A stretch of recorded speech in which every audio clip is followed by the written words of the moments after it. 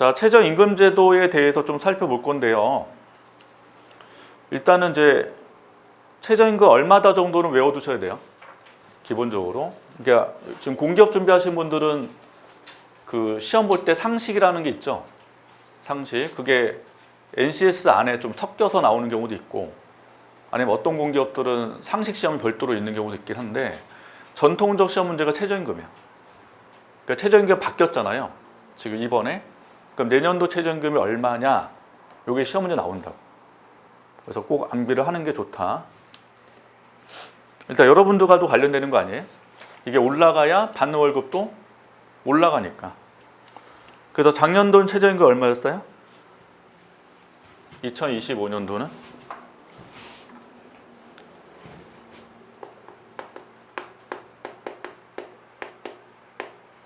그러니까 2025년 기준은 1030원. 우리나라 만원대죠. 근데 가끔 이제 호주로 그 워크홀릭 일하는 분들 가끔 들어오면 알바 많이 쓰죠. 호주 쪽에서. 근데 호주는 기본 2만 원대가 넘잖아. 거기가. 그래서 나름 알바만 해도 괜찮다는 얘기 많이 하거든요. 근데 이제 내년도가 지금 발표됐죠. 2026년도가. 그래서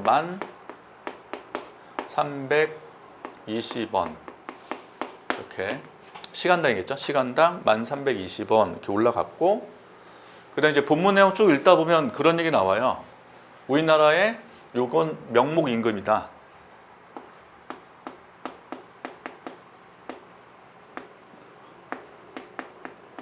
임금이다. 그러나 실질적 임금은 더 높다. 이런 얘기 나오거든요. 근데 이제 경제의 가장 기본은 명목 실질은 어떻게 구분해요? 물가죠, 물가. 물가. 그래서 물가를 반영한 게 실질 임금이잖아요.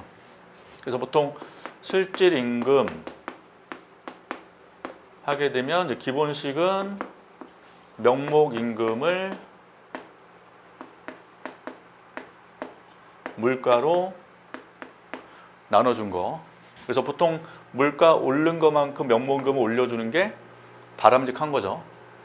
역시 실질 이자도 어떻게 돼요? 물가분의 명목 이자 이렇게 바꾸잖아요. 이렇게. 그래서 반드시 물가를 반영해 줘야 된다 라는 거. 우리한테 중요한 거는 실질 임금, 실질 이자가 중요하다는 거죠. 자, 대신 이제 본문엔 금액이 나와요. 주휴수당. 이거는 실제 노동자인데 되게 중요해요. 주휴수당. 그래서 일주일에 15시간 이상 근로자한테 해당이 돼요. 이게. 그러니까 일반 직장인들은 다 이게 해당될 거 아니에요? 기본적으로 일주일에 15시간 이상은 다 근무하니까. 그러면 여기 해당되는 분들은 아르바이트 학생도 다 포함이 되는 거고, 그 여기다 이제 주휴수당 어떻게 주냐면 일주일에 하루치, 하루 쉴 거 아니에요? 기본 하루는 무조건. 그때 그 하루를 유급으로 준다는 거지. 돈을 주는 거예요. 그래서 내가 근무 시간, 내가 하루에 8시간 근무한다 라고 하면 8시간에 최저임금을 곱해줘요. 여기다가. 그럼 이제 만원대잖아 지금. 1만원대니까 일주일에 8만 원이 또 붙는 거야. 그 한 달이면 거의 30만 원이 더 지급되는 거예요. 이게 무조건 지켜지는 거다. 그럼 당연히 사용자 입장에서, 사장님 입장에서는 부담이 커지는 거죠. 반면 우리 근로자들은 더 좋은 거고, 그래서 알바생들은 반드시 이거를 요구를 해야 되거든. 근데 요구했다가 어떻게 돼요? 채용을 안 하겠지. 그래서 되게 거북한 거야. 알바생 입장에서 말하기도 애매하고. 근데 이게 법으로 반드시 줘야 된다. 그래서 이걸 안 주면 임금체불이야. 신고를 하면 되고, 대신 이제 성실 근로자이기 때문에 주휴수당 받으려면 반드시 지각하면 안 돼요. 그러니까 요건 노리겠지, 사장님은. 지각을 체크할 거 아니에요? 또 조퇴하면 안 돼. 그래서 이게 성실 근로자한테만 주휴수당이 나갑니다. 그래서 나중에 이제 여러분들이 원하시는 공기업 들어가시면 주휴수당에 추가해서 돈을 더 받으니까 이게 만만치 않은 거지. 그래서 일반 지금 실제 뭐 편의점 사장님은 되게 부담이 커진 거란 말이에요. 그래서 최저임금 올라가면 이것도 같이 올라간다는 특징이 있다. 그래서 잘 보셔야 돼요. 나중에 임금 그 관련된 내용 보면 여기 이제 들어가냐 안 들어가냐. 뭐 일반적으로 우리 공기업들은 다 포함이 돼 있으니까 걱정이 없을 거고. 자, 이 상태에서 이제 노동시장 그림을 그려보시오라고 해놨죠.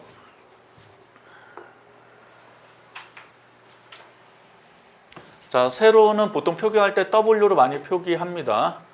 그럼 W는 임금이죠. 근데 무슨 임금이냐? 그러니까 다시 시간당 임금이에요. 노동자 한 명당 임금이야.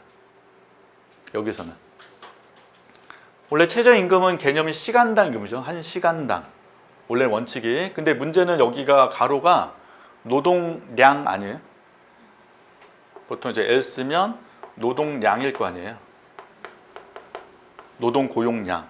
그래서 원래 여기서는 W가 한 명당 임금이죠. 원칙은. 좀 이따 질문 받을게요.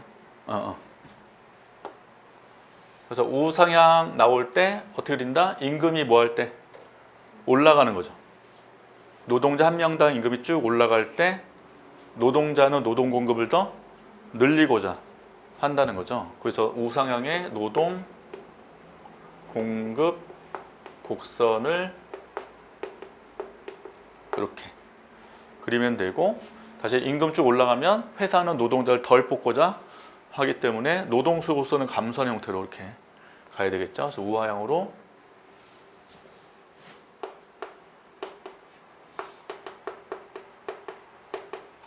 이렇게 그리시면 되고, 교차점에서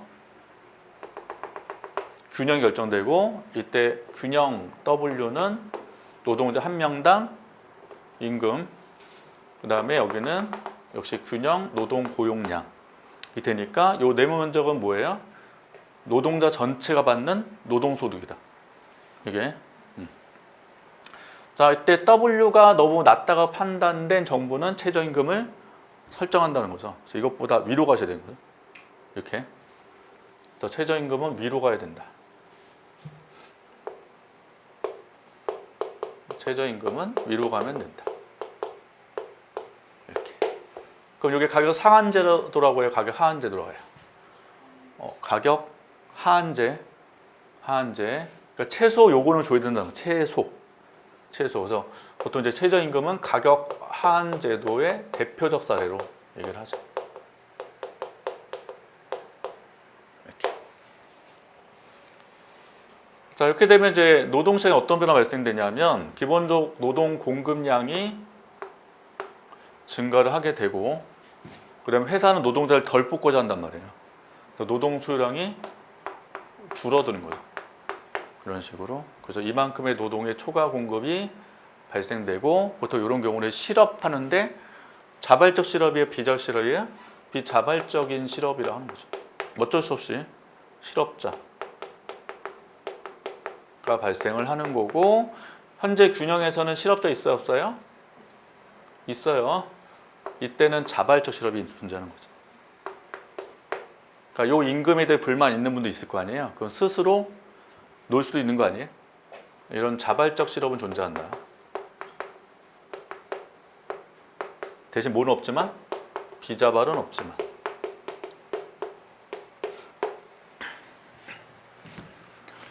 자, 그래서 노동시장 이제 그림 그려서 최저임금법 실시할 때 요 그림을 보여주시면 되는 거고, 대신 최저임금의 변화까지 가시면 복잡해져요. 아까 이제 10,000원이었는데 1030원인데 1320원 이렇게 올라간다는 얘기잖아요.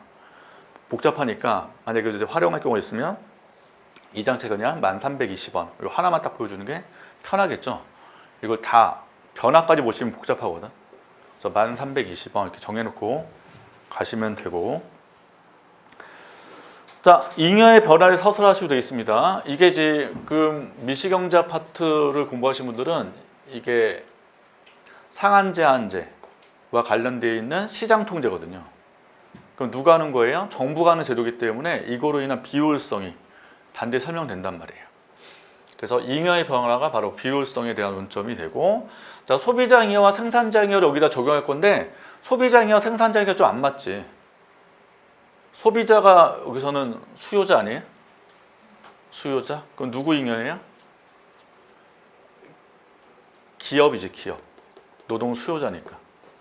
그러니까 약간 이제 소비자 잉여 해버리면 헷갈릴 수 있으니까 소비자 잉여를 옆에 놓고 기업 잉여라고 할게요.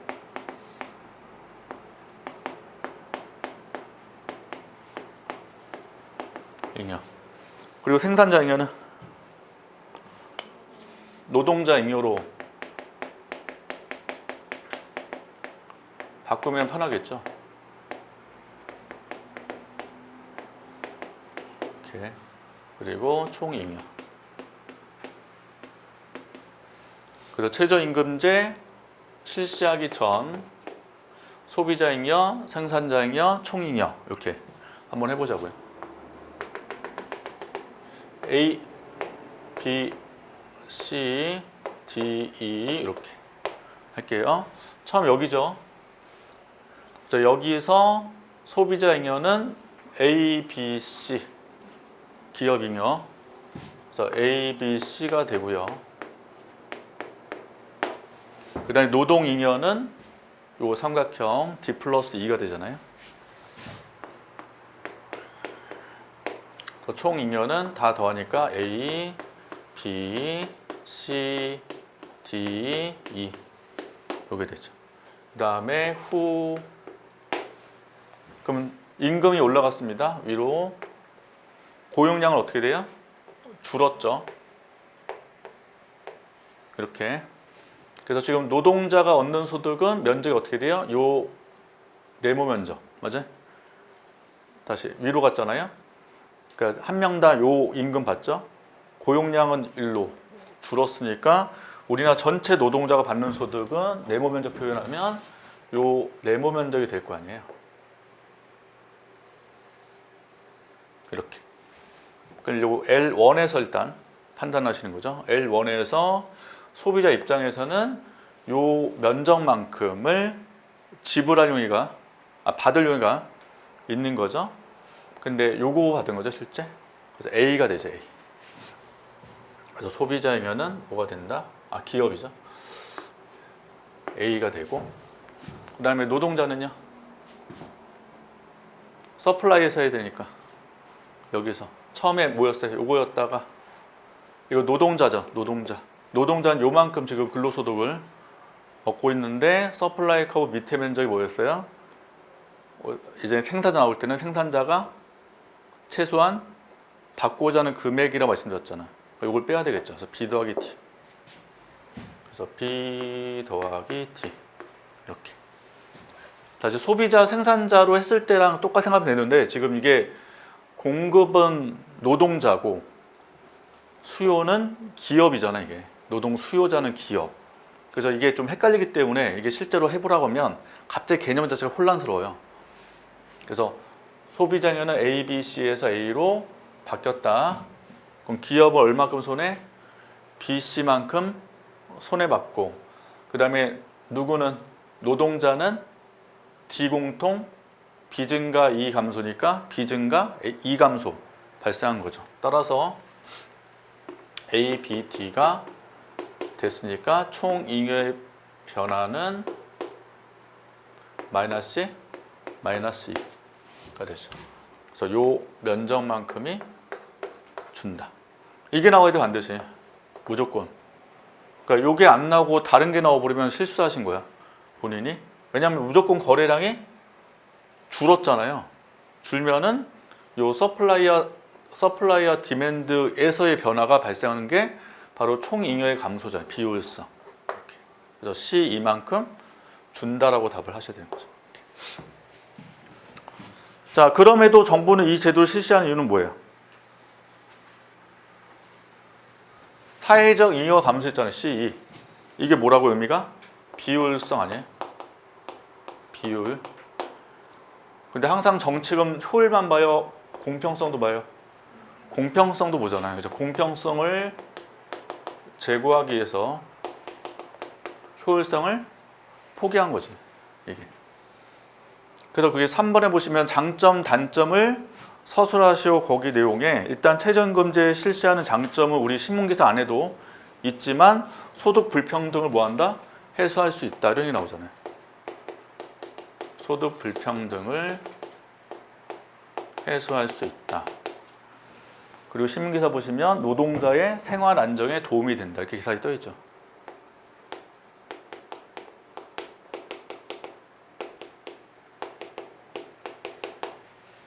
단점은 일단 가장 큰 단점은 실업. 그래서 일단 이제 요거 말고 단점은 실업이 발생한다. 이게 제일 문제죠. 실업자 대량 발생할 수 있다는 문제점. 그리고 비효율도 쓸 수 있겠죠. 이게 사회적 후생돈 감소, 후생돈 발생, 요것도 쓸 수 있고, 그 다음에 항상 얘기 나오는 게 암시장, 뒷거리 시장이 발생할 수 있다. 자, 암시장 임금은 어디서 결정되냐면 L1 여기서 지금 고용되잖아요. 그럼 L1의 서플라이 커브 보시면 노동자는 요 높이만큼의 돈을 받을 의향이 있어요. 다시 이 노동자죠, 노동자. 최저임금 여기죠, 위에. 근데 노동자는 요만큼의 임금만 받아도 돼. 노동자의 의도는. 이거를 사장님이 안다고요. 알기 때문에 법정 계약서는 요걸로 주되 실제로 요만큼의 돈을 리베이트로 사장님한테 주고 채용시켜달라고 요구할 가능성이 있다는 거죠. 그럼 여기에 뭐다? 바로 암시장에서 형성되는 임금이 된다.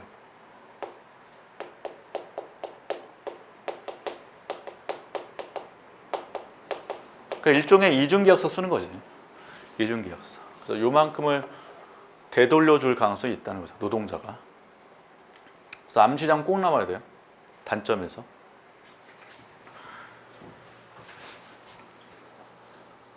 자, 다시 장점은 아까 이게 소득 불평등에서 뭐 노동자의 생활 안정은 이제 신문기사에 있는 그대로 쓰시면 되고, 단점 나올 때 기본 실업.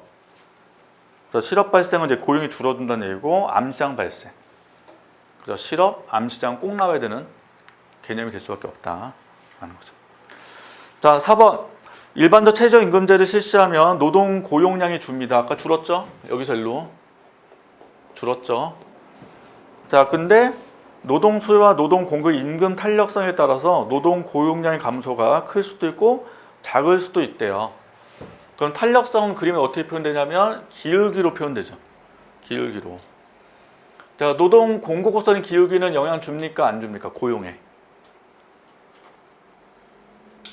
자, 이게 노동 공급선이잖아요. 그럼 기울기를 좀 다르게 해볼게요. 이렇게. 그러면 기울기가 이렇게 바뀌면 일단 탄력, 비탄력, 탄력이죠. 이렇게 바뀌었다는 거는 노동 공급의 임금 탄력성이 커진 거죠. 이렇게 바뀌었을 때. 그럼 여기 고용량에 영향을 줘요, 안 줘요? 안 준다고요. 지금 노동 고용은 노동 수요 곡선과만 관련되어 있지 서플라이 커브는 전혀 의미가 없다. 다시 노동 수요는 누가 하니까? 기업이 하잖아, 기업. 그래서 노동 공급의 임금 탄력성은 아무런 영향이 없어요. 그래서 노동 수요만 관련되어 있다. 그럼 노동 수요를 좀 더 완만하게 그려보죠. 이렇게. 그리면 아까보다는 수요 곡선이 더 완만해졌죠? 요거는 노동 수요의 임금 탄력성이 커진 거죠. 완만해졌으니까. 그러면 최저임금 실시할 때 균형점 위치를 보시면 여기가 아니라 일로 바뀌죠. 그럼 노동 고용량이 더 어떻게 돼요? 더 많이 준다고. 이렇게. 그래서 노동 공급의 임금 탄력성 관련 없는 거고 노동 수요의 임금 탄력성만 관련이 있는 거다. 다시 직관적으로 노동 수요 누가 한다고요? 기업이 임금에 얼마나 예민하냐가 핵심이라고. 그럼 기업이 임금에 예민할수록 고용량이 많이 줄 수가 있다는 거죠. 그러면 임금 탄력성 큰 직종, 직업군은 어디겠어요? 아르바이트 쪽이지. 일반 회사 같은 경우 쉽진 않겠지. 기본 채용 자체가 어느 정해져 있으니까. 근데 아르바이트 쪽은 기본적으로 사장님 직접 일할 가능성이 크다고요. 그래서 노동수의 임금 탄력성이 핵심이에요. 노동 공급의 임금 탄력성 얘기해서 절대 안 된다. 자, 그래서 그런 식으로 설명해 주시면 되겠습니다.